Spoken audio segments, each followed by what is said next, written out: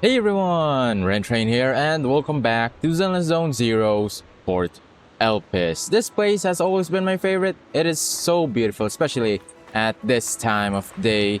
The mood is so nice and calming, except for the big hollow that is right behind this lighthouse that we're standing on.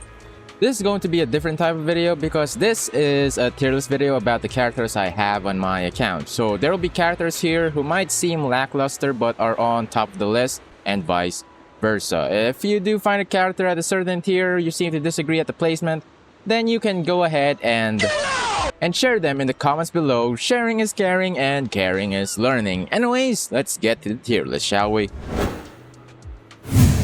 Here's the tier list I made for my characters, and we have 6 tiers excluding the one at the bottom, from D tier all the way to smokin' sexy style.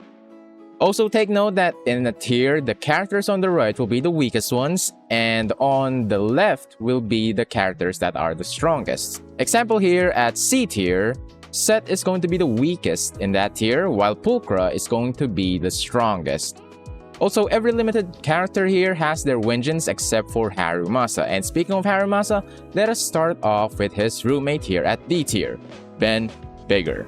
I'm not really a big fan of shields to begin with. I do like his parry skill and I did build him as a stunner. The reason I did that because the only stunner that I used to have was Anby and I needed 2 stunners in the team. So getting those perfect parries is needed, but compared to other stunners, it is not the same. Who knew? He does not offer a lot except for shields and additional crit rate, and I did see someone build him as a DPS, and that was actually kinda cool. But for me, as much as I want a Grizzly on my team, that is not enough to convince me. If you have been following the channel, you would know that I complain a lot about Harumasa. I just cannot make him work. I did everything that I can. I watched YouTube videos from so many creators on how to build and use him in battle. However, I did use him on shield defense once and he was fun to play, but it took me like more than 3 minutes to clear it, and I think he needs Chingy at the time of his release because he is an attacker and attackers gain more damage to stun enemies. I'm not sure if trigger works, but I already gave up on building this dude. He is also the only limited 5-star that I don't have the signature Wenjin, but I don't think that is the main reason he does not perform well. He does need a high skill floor, so I do accept that it is a skill issue on mine, but I tried to learn, but it was not enough. Poleda is up next, and she is like a 5-star stunner and the insane daze damage combo does not take too long to perform, and if you are playing with a Bellabog character or a fire character, they get more damage on chain attacks. But why is she here at the bottom then? Well, that is all she can really do. I did compare her with the 4-star Anby, but she is 1 tier higher than her, so why is that? We have to keep in mind what teammates she is open to play with. For support, we only have Lucy. However, for Anby, she has Nicole and Rina, and Nicole has one of the best DPSs to play with, which is Yuen. For Lucy, we only have Soldier 11, who literally relies on another fire stun unit, which is Lighter. Lucy can play with other units, but most of them are anomalies. I don't have Evelyn, so that is out of question. Bernice does not even need a stunner in the team. Poleda really relies on another fire unit, and we are limited back then. She is just in an awkward spot right now, especially with Lighter just roaming around the overworld. Also to add, with my soldier team, I just swapped out Poleda with Bernice, which just makes it so much easier to play.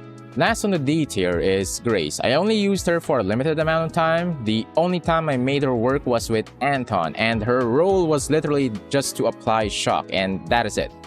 If you want a character to dish out anomalies, then Grace can do that. She is fast at everything, but I don't really need that because first thing, if I just want to apply disorder, then I can just use Bernice or Piper. If I need an electric character, I have Soldier Zero. And back then when the game was new, I was using Anton without Grace and I was just doing fine. So same thing with Poleda, Grace is also in an awkward spot. I just have most of the electric characters except for Chingy and Yanagi. Grace is also the last character I got from all of the standards, so her late arrival also played a huge impact on that. Alright, now we are going to the C tier. Set is going to be the first one, and the only complaint I have for him is he is so slow. Buff-wise though, he is good. I don't really care about shields, but I guess for him, he needs that since he is slow.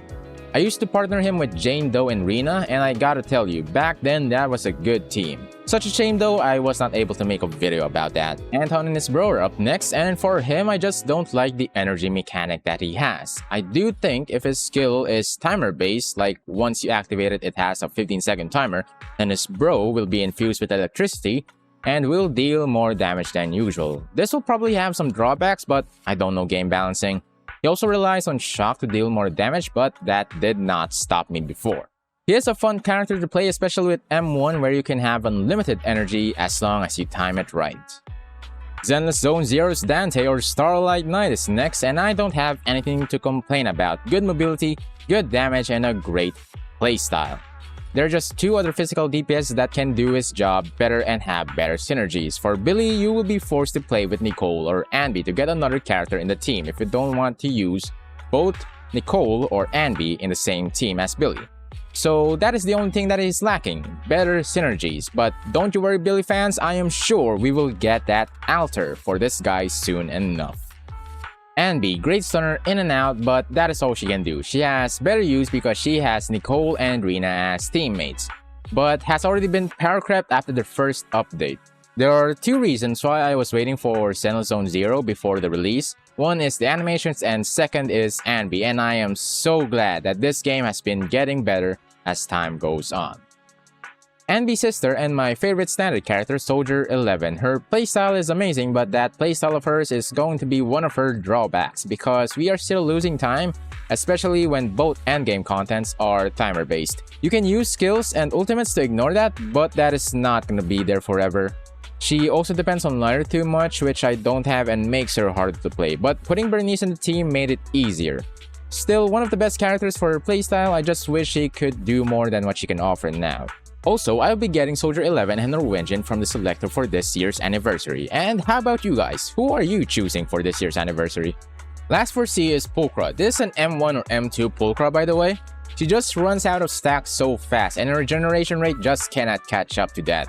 So the other option is to parry the enemy attacks to get more stacks. Also, if I'm not mistaken, only Soldier Zero can play with her because Pulchra wants characters that can spam their skills. Also, ever since I got Trigger, she is just easier to play.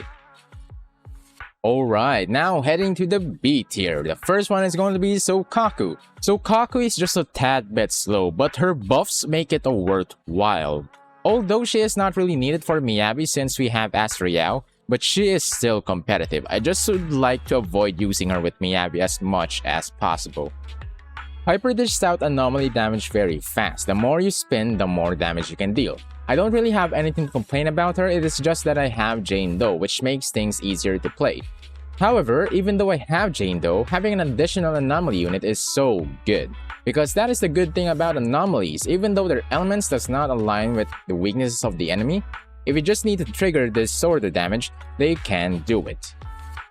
Up next is Lycon, incredible stuns and invulnerability frames. I like the charge attacks, it is one of his leverages against other stunners, because the others need energy to deal crazy amounts of days, but for him, you don't even need energy. Just a bit disappointing is debuff is aimed towards ice teams. Ryuwen revolves around her bullet counts, and without those, she is pretty weak, who would have guessed? There is a way to play her to avoid losing bullets, and that is with normal attacks, skills, parries, dodges, chain attacks, quick assist, and her ultimate. So Ryuwen has multiple ways to get bullets, but I just find myself losing bullets for about 5 to 10 seconds, and she has access to a lot of teams, but her best team being Nicole and Astra Yao. But she has some competition because other DPSs want to use those other two supports. And the problem with that team is there is no stunner, so I mostly have to rely on brute forcing and parrying with Nicole to daze the enemy. With the introduction of Vivian, which fixes the problem of that team, but it just replaces Ryuwen. However, she is still a good addition to the team because there might be a time where I might need 2 Ether units on different teams. My Rena is a M1 Rena and it's kinda like an Astra Yao, just press E and her buffs are already activated. Although she just needs to recast it, but even though without energy you can get her buff back in. Pen ratio is a good buff, but she is more aligned for shock teams, but the buff for shock teams is not that significant that it can just be ignored. Lucy has an easy playstyle, doesn't take a lot of time, it just really depends on how much attack you are going to give her. I don't even notice her pigs most of the time, but they are free damage, which is good. You cannot go wrong with Lucy. There are loads of fire units out there and I only have 3 of them and 1 Piper wheel which she can be paired with. For Vivian, she is a good sub DPS. It is just annoying without her skill or ultimate. You have to do a bunch of normal attacks just to activate her stacks. But other than that, it is like having a second Bernice available to use. Especially she is an Ether unit. I don't have to keep playing Zhuyu Wen every time I see an Ether weak enemy. I guess I should also mention the addition of Robin, the Mockingbird Bangbu, and that dude is insane. You only need 1 Mockingbird, which is a blessing. Soldier Zero is next and hands down one of my comfy characters. Loads of invulnerability frames, great damage, and has a lot of synergy with other characters. Well, except for her current boss. Jesus Christ. The only thing I don't like about her is the same with Vivian with her stacks. If skills or ultimate is not available, you have to do normal attacks to get the stacks and that takes time. But for Soldier Zero, at least she is doing decent damage when doing normal attacks. The pink-haired tax evasion mastermind is up next. Defense shred is universal to any element, has insane crowd control, and her normal attacks also activates the defense shred. Although her debuffs run out so fast, faster than Nicole can spot a Denny a mile away, I just sometimes forget to reactivate the debuff, but her insane crowd control just makes it up for it. I also built her as a sub DPS, which is also a nice addition to her support capabilities, and besides, she also donates to charity. Very nice. Up next is Trigger, and how I wish the other stun units are. The great thing about Trigger and Pulchra is they don't need a lot of field time, and they both actually prefer to work from home. I do have Trigger's Wenjin, which gives defense reduction, and I don't even know if that's the same with defense shred. I have not tried her with other DPSs besides Silver Soldier. I just don't really see a reason for me to use her in those situations without her best DPS. When I first got Bernice, she was one of the most insane characters that I got, but now I don't really know if I changed my playstyle because she runs out of juice very quickly. This is also an M4 Bernice which further increases her support capabilities not only for other anomaly units but also for attackers who use their skills, and will receive a 30% crit rate which is only for the skill that activated it though. Using both of the flamethrowers staggers most of the enemies, making them stand still for setup. She's also on the slow side but has invulnerability frames when the move ends, so just time it right when things get tight. Jane though, the second best DPS in my team, just next to Miyabi. Her damage alongside the AoE is the cherry on top. She is also incredibly fast in terms of mobility and in terms of applying assault anomalies. She kinda leans towards dodging enemies in her passion state to deal loads of damage, but you just need to keep dodging the enemy to extend the passion state. I actually just learned about that recently, never knew that she had that ability. The best support in the game is up on stage, Astra Yao, and the most simple gameplay, just press E and you are done. She's just like Lucy, but you will need loads of attack to utilize her buffs. The ultimate is a bit of a pain in the neck sometimes because I usually want to give the 2 chain attacks to my main DPS, but sometimes I let the timer run out and I lose loads of damage and time, especially when using Zhuyu Wen, because she also gets stacks every time she does a chain attack. But if I'm not playing with Zhuyu Wen, then it is usually fine to just give away the second chain attack to another character. Last on the list is Miyabi. Harsh in the building phase, but it is worth it. Loads of damage, insane AoE, and vulnerability frames, and easy to get stacks, especially at M2. She has a competitive free-to-play team and is pretty much open for any units to fight alongside her. That is how insane Miyabi is. It is quite difficult for me to get another Ice DPS if I already have Miyabi, because I was going to pull for Hugo Vlad instead of Vivian, but unfortunately, Yishuan is going to be released after him and I just had to let go. Just to end off this video, I will try to rate the characters I don't have, simulating if I did have them. And let us start with the ones from the top. And also, it does not matter what position they are, they will all be on the right side, because I do not have them, so I don't really know their full capabilities. This will also be based on their trials, whether it is from the Events tab or Story. Lighter will be a beast on my team. He stuns very fast and his passive does not take too long to fill up. Evelyn is such a fun DPS to play with. Her passive does not take too long to activate, and I do have Astra Yao as her best support, and if I do have Lighter, then it is good game. Hugo Vlad has a nice mechanic of removing the stun state of enemies to deal crazy amounts of damage, but he also needs Lighter. Dang, I just realized that Lighter is pretty much needed by a lot of DPS. You know what? Lighter to smoking sexy style. Jingyi is next, and I like that she is the same as Lycon. Does not need energy to daze enemies, but it is kinda hard to keep that up if you're against a boss because they don't get staggered. Caesar's shields are quite unique, and she has a parry skill, which I like, but what I'm after is her charge attack, which gathers enemies together. I just don't know what buff she gives out, so she will stay here at A tier. I don't really like Yanagi's playstyle, but all I know is she is a great addition to any anomaly team. It's like having a support but disguised as an anomaly unit. I have Nekomata's Wenjin, so building her will be fun, but the problem is I have other physical units that I can use. I never really understood how Ellen works, but from what I have observed when using her in trials is that she eats a lot of energy, and I don't really like that. Thorin does not really offer that much to the table except for being an option as a physical DPS. And that is going to be a wrap for today's video, and thank you all so much for watching, but do not worry because we will be back for some more action. If you find this video quite entertaining, then be a bro and leave a like below. And if you really enjoy this kind of content, then consider subscribing to see more of these videos in the future. But until then, stay cool, stay classy, and I will see you all